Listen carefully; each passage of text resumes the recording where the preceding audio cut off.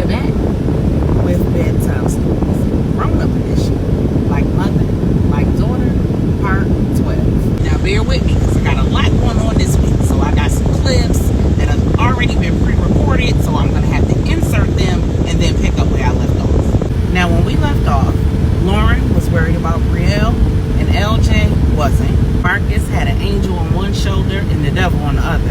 And Stephanie and Regina had just walked into Miss Cheryl's room at the assisted living facility. Regina hasn't said a word, but she's looking towards the direction where Miss Cheryl was pointing. And she taps Stephanie on her side and points too.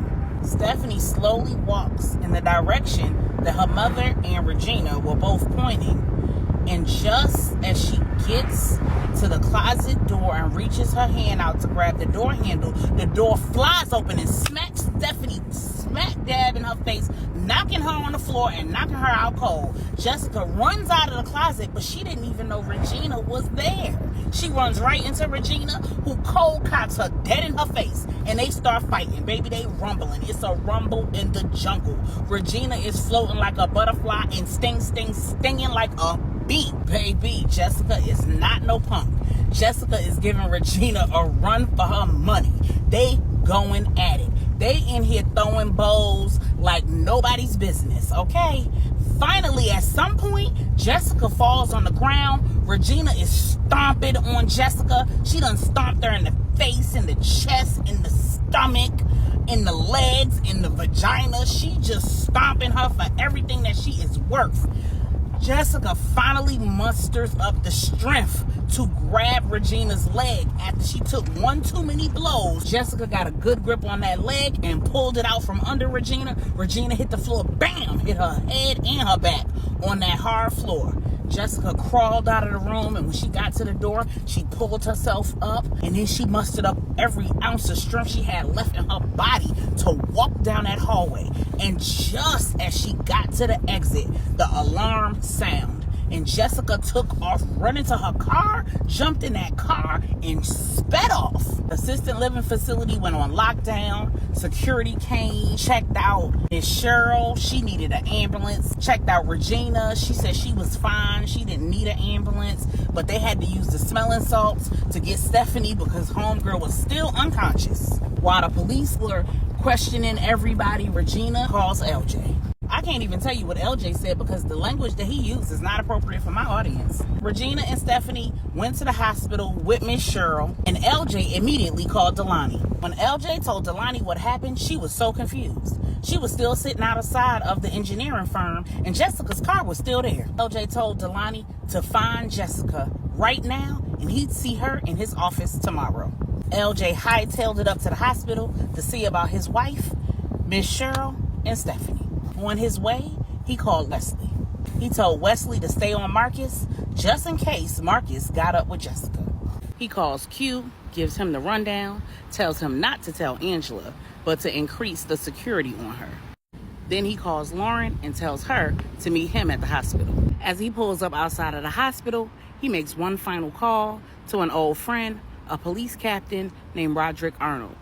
He fills the captain in on everything that's going on, and he finds out that they're already pulling the visitors' logs and the surveillance footage at the assisted living facility. And now that they've got this additional information from LJ, they're going to follow up with the engineering firm to see if they can get the surveillance footage from the firm or if they're going to have to hit them with a warrant. He also provides the captain with Brielle's full name, date of birth, address, phone number, car make and model, and the tag number, and let him know that she might be missing. When LJ gets inside the hospital and he sees the shape that all three of the women are in, well, Regina's fairly fine, he's livid. He requests security for each one of them. Stephanie lets him know that she'll be staying at the hospital with her mother, and Regina says she don't need no security. She got a hot one for her if she come back. Lauren arrives, and after checking on the ladies, she asks who's gonna tell Angela. Regina volunteers to fly into Denver to tell Angela in person so that she can be there to reassure her and console her. Lauren asks her if she can take the paperwork that Marcus mailed so that Angela can sign it in person. At about 9 p.m., Wesley calls LJ and lets him know that Marcus is pulling up at home. So LJ asks Lauren to stay with Regina and to head to his house when they're done at the hospital with a security escort. LJ pulls up outside of Marcus's house. He walks up the driveway. He knocks on the door. Marcus opens the door slightly inebriated, and LJ knocks him clean upside the head. They start fighting, and like men do, they start tussling, rolling around on the ground. Marcus got LJ in the headlock, and he cocked Diesel, so he got muscles. Marcus isn't in that kind of shape. While they're in the middle of their rumble, police pull up and separate the two men. Marcus has absolutely no idea why he just got his whole and entire behind whooped, but the police bring him up to speed. The police let both Marcus and LJ know that Jessica has been a busy woman. For the past several months, Jessica's been volunteering at the assisted living facility under her real name. She's been showing up in a disguise, a blonde wig, green contacts to disguise her hazel eyes, and some glasses. She's been going to the facility in a firm vehicle and leaving her personal car parked at the office. At that moment, LJ realizes that at some point, Jessica picked up on the tail. They inform them that there's now an APB out on Jessica in the firm's car. She's being charged with attempted murder because Miss Cheryl's in a coma, and assault for assaulting Stephanie. And Marcus asks, "Where is my daughter? Does anyone know where Melissa is?" LJ says, "Calm down, Marcus. I have a pretty good idea. I can take you to her." Marcus says, "Dude, I'm not going nowhere with you. You just came to my house and assaulted me." LJ says, "Fool, you playing with Angela's life. And playing with Angela's life is like playing with your own life." Now, everybody knows there's two things I don't play about. I don't play about the people I love, and I don't play about kids. If you want to find your daughter, you're going to have to just trust me. But how do I know you're not going to try? LJ cuts him off and says, "You a punk ass nigga. If I wanted you dead, you'd be dead. Trust." No, I'm not going to beg you.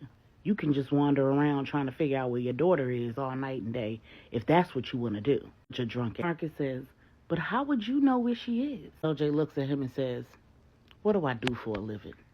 Have you met Jessica's mother, Maria?" Meanwhile, Jessica's driven to a desolate area outside of town, off the beaten path, and she's in a bad way. She's got black eyes, busted lip, numerous bumps, scratches, scrapes, bruises, and the like.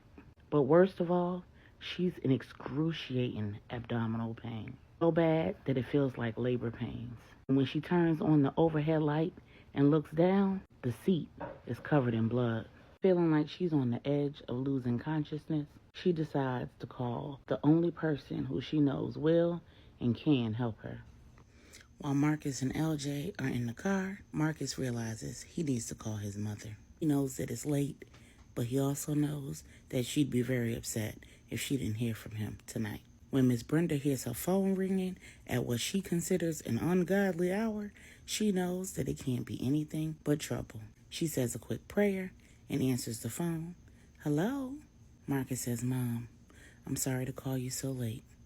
Everything's all right, but I just need you to know that Jessica went off the deep end." Miss Brenda says, "What happened, baby?" "She went up to the assisted living facility and attacked Miss Cheryl." Miss Brenda says, "Oh, dear Lord, is Cheryl okay?" Marcus says, "Mom, she's in the hospital. Stephanie and Regina walked in on her before she could kill her." Miss Brenda says, "Oh, baby, but where's my grandbaby? Please tell me she did not run and take that baby with her."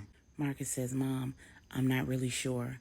I'm in the car with LJ right now, and we're heading over to Maria's new house." Miss Brenda says, "In the car with LJ? You mean he didn't knock your head between the washer and the dryer?" LJ overhears and chuckles under his breath. Marcus rolls his eyes at LJ and says, "Apparently Miss Maria moved because Jessica was concerned that she was being stalked, and she never gave me the address, so I haven't been able to pick her up from there. I guess LJ, nosy self, found out where Maria moved to, so he's taking me there now." LJ gives Marcus a side eye and says, "It's not too late." Miss Brenda says, "Marcus, you created this situation. Don't be mad with LJ." Marcus says, "Mom, whose side are you on?" Miss Brenda says, "All of the innocent children." Marcus says, "Okay, Mom. Well, I'll come by in the morning and take you up to see Miss Cheryl." LJ says, "Why not pick up your daughter and take her to your mother's house and stay there with them so that you can make sure they're both safe overnight?" "Listen, LJ, I don't need you to tell me what to do." Miss Brenda says, Apparently you do. Baby, I'll be up. I'll have the porch light on for you. And LJ says, and Miss B, make sure all your doors is locked and your windows. Miss Brenda says, Marcus, you tell LJ not to worry. I got my 2 best friends over here. Marcus says, 2 best friends? Miss Brenda says, just my friends Smith and Wesson.